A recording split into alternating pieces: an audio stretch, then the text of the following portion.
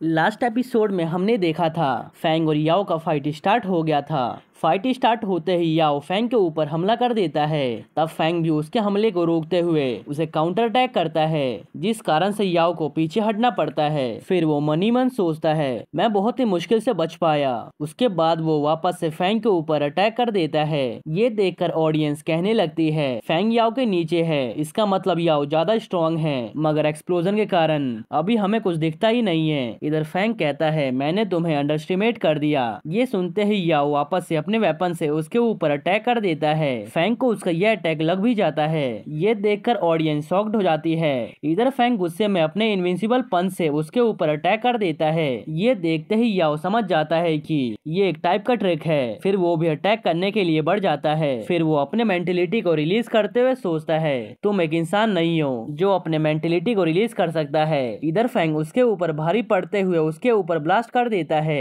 ये देखकर याओ का टीचर चिल्लाते हुए कहता है फैंग ने अपने मेंटेलिटी को डायरेक्टली रिलीज कर दिया, ऐसे तो याओ की जान भी जा सकती है। इस टाइप का कॉम्बैट टेक्निक तो ग्रैंड मास्टर द्वारा किया जाता है जब वो अपनी जान की बाजी लगाकर फाइट करते हैं। इधर डीन ध्यान से देखते हुए बताते हैं ये किसी टाइप का एक्सप्लोजन नहीं था, इसका मतलब वो अभी भी रिकवर हो सकता है। इधर फैंग की भी हालत खराब लग रही थी। वो याओ से कहता है मैंने सोचा नहीं था तुम इतने ज्यादा स्ट्रॉन्ग होगे, तुम्हें मेरे मेंटेलिटी के बारे में मुझसे नहीं पूछना चाहिए था। मैं तुम्हें सीरियसली इंजर्ड नहीं करना चाहता, इसीलिए तुम अपनी हार मान लो। उसकी बात सुनकर याओ हार ना मानते हुए उसके ऊपर अटैक कर देता है और वो अटैक इतना खतरनाक था कि फैंग के मुंह से ब्लड आने लगता है।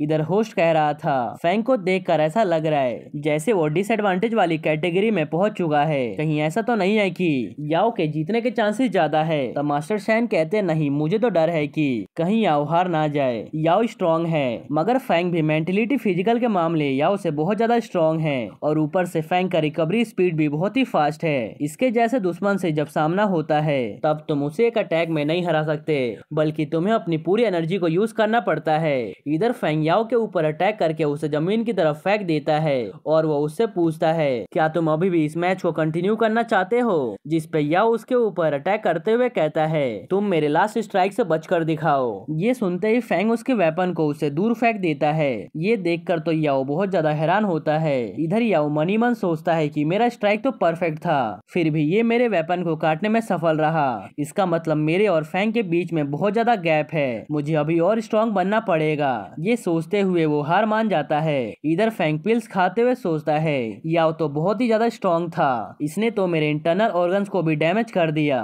मुझे जीतने के लिए कूल दिखना पड़ेगा। मैं सबको पता नहीं लगने दे सकता कि मैं बहुत सारे पिल्स खा रहा हूँ। तभी वहाँ पर रेफरी आते हुए पूछता है क्या तुम कंटिन्यू करोगे या फिर अपने किसी और साथी को भेजोगे, जिस पे फैंग कहता है मैं कंटिन्यू करूंगा। ये सुनकर रेफरी मनी मन सोचता है इसने अभी अभी हीलिंग पिल्स खाया और ऐसे दिखा रहा है जैसे सब कुछ ठीक है। इधर फैंग बाकी सभी मेंबर्स को हराकर इस ग्रुप से भी जीत जाता है। ये देखकर यू और वोंग समझ जाते हैं जब उनका सामना फैंग से होगा तब उन्हें बहुत मुश्किल होने वाली है। इधर दूसरी तरफ लायन फैंग के पास आकर पूछते हैं क्या तुम ठीक हो, कहीं तुम्हें कोई इंजरी तो नहीं लगी। तब फैंग कहने लगता है हाँ मैं बिल्कुल ठीक हूँ, अभी सीसी स्कूल और एन में फाइट चलने वाला है, इसीलिए ध्यान से देखो। जिस पे किन उसे टॉन्ट मारते हुए बोलता है हाँ हाँ दिखावा कर लो, मगर सबको पता है कि तुम अंदर से कितने कमजोर हो चुके हो।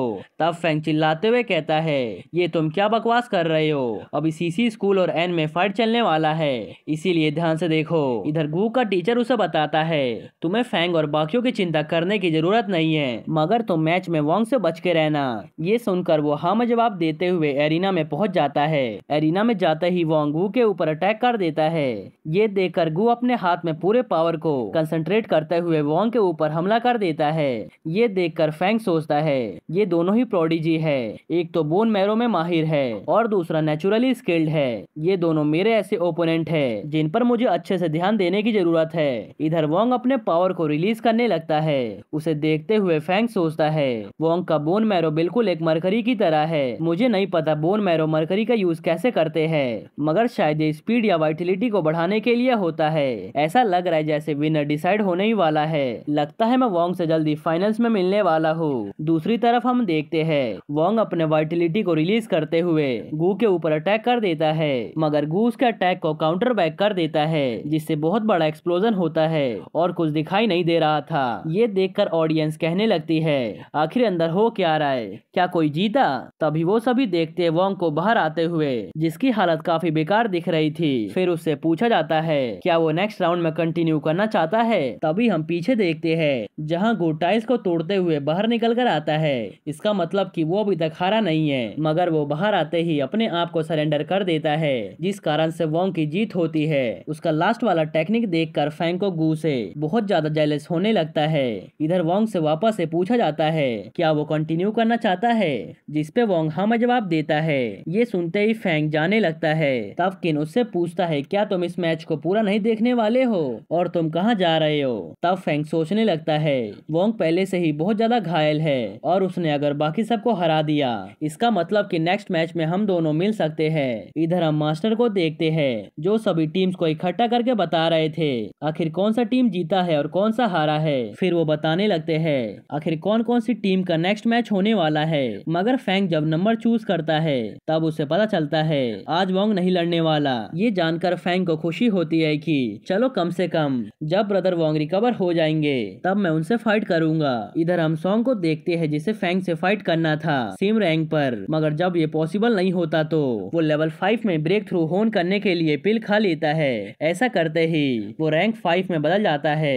ये देखकर फैंग गुस्सा होते हुए सोचता है इसे सभी लोगों के सामने ब्रेक थ्रू करने की क्या जरूरत थी, क्या ये सबको बताना चाहता है कि वो लोग मुझे आसानी से हरा सकते हैं। फिर वो अपने आप को शांत करने लगता है ताकि वो इन सभी चीजों को ना सोचे। इधर हम वोंग को देखते हैं जो फैंग को देखता है और मनी मन सोचता है मुझे माफ कर दो, मैं ऐसा करना तो नहीं चाहता मगर मुझे अपने स्कूल को बचाना ही पड़ेगा। ऐसा कहकर वो भी कंसंट्रेट करने लगता है ताकि वो रैंक 5 में पहुंच सके। ये देखकर सभी हैरान थे कि सभी फाइटर एक एक करके ब्रेक थ्रू कर रही है। तभी रिपोर्टर आके उससे पूछने लगते हैं आप अभी तक चेंज क्यों नहीं हुए, जिसपे फैंग उसे बताने लगता है कि वो वोंग को हराने के बाद ही लेवल 5 में चेंज होगा। मगर सच तो ये था कि अभी कुछ टाइम पहले ही फैंग लेवल 4 में बदला था, इसीलिए इतनी जल्दी लेवल 5 में ब्रेक थ्रू करना पॉसिबल नहीं था। फैंग बहुत ही कॉन्फिडेंस के साथ कह रहा था कि मैं सभी को हराकर इस कंपटीशन का चैंपियन बनूंगा।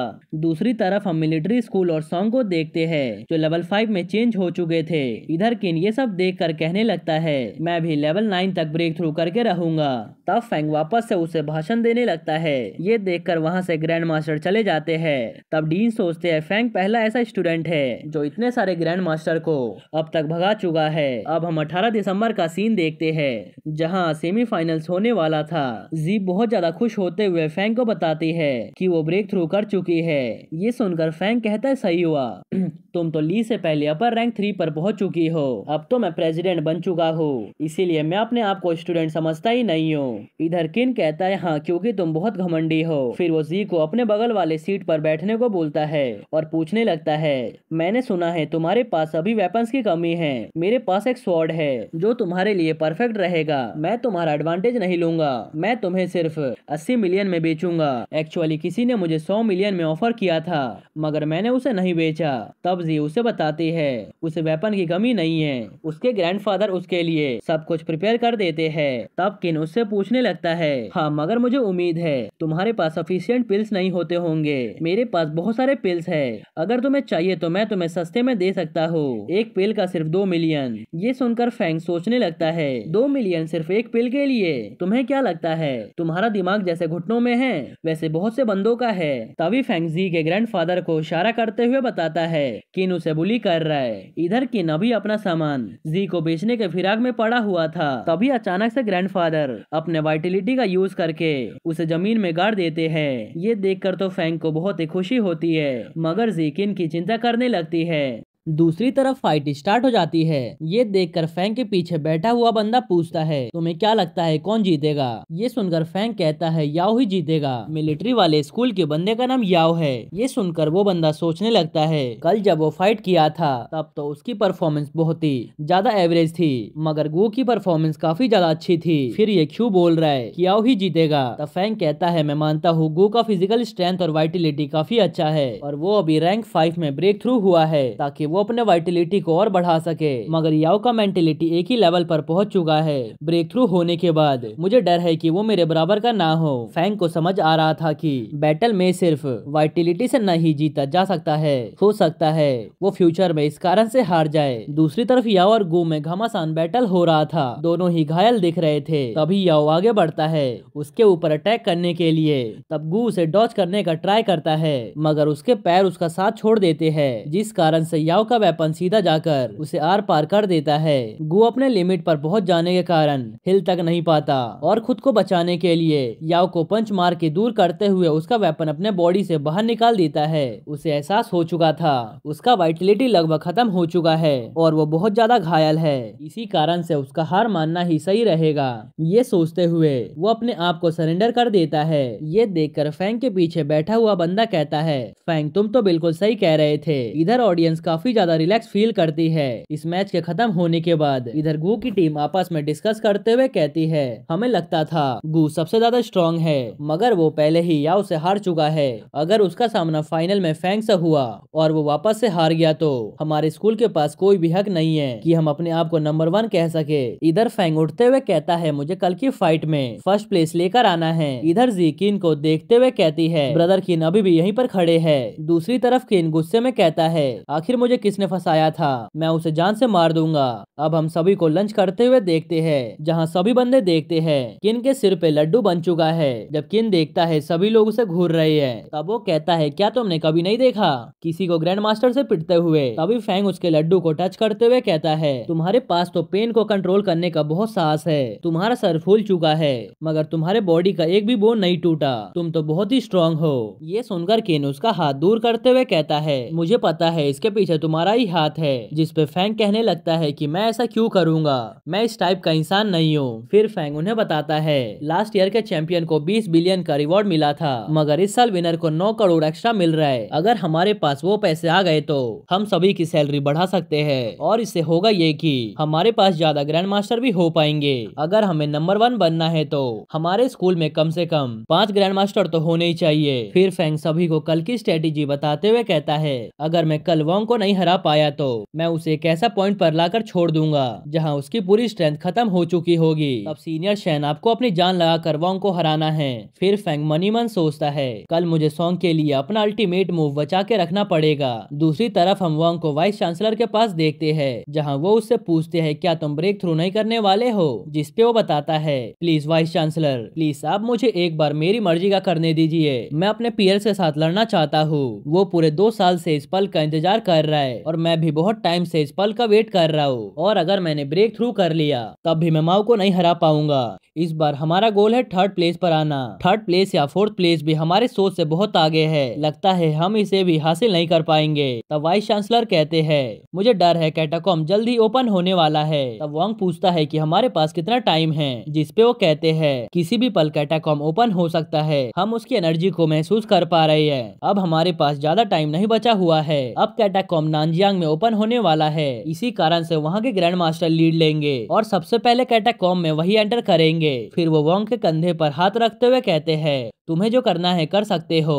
और तुम्हें कैटाकॉम्ब में पहले जाने की कोई भी जरूरत नहीं है, तुम आराम से अपना टाइम लो। तब वोंग उन्हें कैटाकॉम्ब में केयरफुली जाने को बोलता है, क्योंकि वाइस चांसलर भी सबसे पहले कैटाकॉम्ब में एंटर करने वाले हैं। अब हम कल सुबह का सीन देखते हैं, जहां फैंग बाकी सभी को धीरे धीरे हराते हुए फाइनली अरीना में पहुंचता है, जहां उसका ओपोनेंट कोई और नहीं बल्कि वोंग था। उसे वोंग कुछ अलग सा दिखता है। वो पहली बार वोंग के कंधे पर एरो देख पाता है और फैंग पहली बार सुन रहा था, वोंग तीर कमान में काफी अच्छा है। ये देखकर होस्ट पूछते हैं, क्या ये वोंग का काउंटर अटैक है। तब फीमेल होस्ट कहती है, हाँ लगता तो है। वो फैंग के स्ट्रेंथ का जवाब अपने एरो से देने वाला है। फैंग वाइटलिटी और फिजिक में काफी अच्छा है और क्लोज कॉम्बैट में भी वो वोंग से बेटर है। इसी कारण से फैंग पर नॉर्मल अटैक काम तो नहीं करने वाले और यही एक रीजन है कि वोंग एरो का यूज करने वाला है इस मैच में। फिर फैंग वोंग से कहता है, ब्रदर वोंग, अगर आपको एरो का यूज करना है तो आप मेरे ऊपर A ग्रेड का एरो यूज करना, अदरवाइज ये मेरे ऊपर काम नहीं करने वाला है और ना ही मेरे डिफेंस को ब्रेक करेगा। तब वोंग उसे बताता है, हमारा स्कूल इतना अमीर नहीं है, इसीलिए हम A ग्रेड का अलॉय अफोर्ड नहीं कर सकते। फिर वो दोनों इस बैटल को स्टार्ट कर देते हैं। बैटल स्टार्ट होते ही सबसे सबसे पहले वोंग अपना अटैक करता है। उसके अटैक को देखते हुए फैंग स्माइल पास करके कहता है, ये अटैक मेरे लिए काफी नहीं है, ये तो मेरे लिए बच्चों का खेल लग रहा है। इधर वोंग उसके ऊपर अटैक करते हुए सोचता है, मैं अपना एक भी वाइटलिटी तुम्हारे ऊपर वेस्ट नहीं करने वाला हूँ। इधर फैंग वोंग को अटैक करते हुए देखकर कहता है, तुम्हें क्या लगता है तुम मेरे ऊपर ऐसा ट्रिक्स का यूज कर पाओगे? उसके बाद फैंग वोंग के अटैक को डॉज कर देता है। वोंग का वाइटलिटी इतना स्ट्रॉन्ग था कि स्टेडियम के बाहर से उसके वाइटलिटी को देखा जा सकता था। इधर फैंग अपना अटैक कर देता है और वोंग के आसपास एक शील्ड बना देता है। तब वोंग उसे तोड़ने का ट्राई करते हुए कहता है, तुम मुझे इसकी हेल्प से नहीं रोक सकते हो। तब फैंग उसके पीछे से आते हुए कहता है, मैं ये करने का ट्राई नहीं कर रहा हूँ। फिर वो उसके ऊपर 7 कंसेक्यूटिव स्लैश का यूज करता है। ये देखकर वोंग भी उसके ऊपर 7 स्लैश का यूज करता है उसके अटैक को काउंटर करने के लिए। फिर वोंग अपने एरो को चला देता है फैंग की तरफ। उसका एरो वाइटलिटी से भरा हुआ था और तेजी से फैंग की तरफ बढ़े जा रहा था। ये देखकर होस्ट हैरान हो जाते हैं। इधर फैंग उसके अटैक को डॉज करते हुए सोचता है, मैं अपने ऑफेंसिव अटैक के लिए अपने आप पर प्राउड नहीं हूँ। मैं फ्लाइट स्टेप की प्रैक्टिस तब से कर रहा हूँ जब से मैं रैंक 4 पे पहुंचा हूँ। इधर वोंग उसके ऊपर एक के बाद एक एरो से अटैक कर देता है। ये देखकर फैंग उसके अटैक को डॉज ना करते हुए अपने आसपास एक बहुत ही स्ट्रॉन्ग शील्ड बना लेता है। मगर वोंग का एरो इतना ज्यादा स्ट्रॉन्ग था कि वो फैंग के शील्ड को ब्रेक कर देता है और वहां पर बहुत बड़ा एक्सप्लोजन होता है। और जब फैंग उससे बाहर आता है तब उसके हाथ में 3 एरो थे। उसे देखते हुए फैंग कहता है, थैंक्स, मैं इन ए ग्रेड के एरो को गिफ्ट के तौर पर रख रहा हूँ। और इसी के साथ यह एपिसोड यहीं पर खत्म होता है। अगर आपको यह एपिसोड थोड़ा सा भी पसंद आया हो तो प्लीज वीडियो को लाइक कर देना। इस वीडियो का लाइक एम है 2.5 के। अगर ये पूरा हो गया तो इसका नेक्स्ट एपिसोड आज ही शाम तक अपलोड हो जाएगा। ओके, तो मिलते हैं नेक्स्ट एपिसोड में।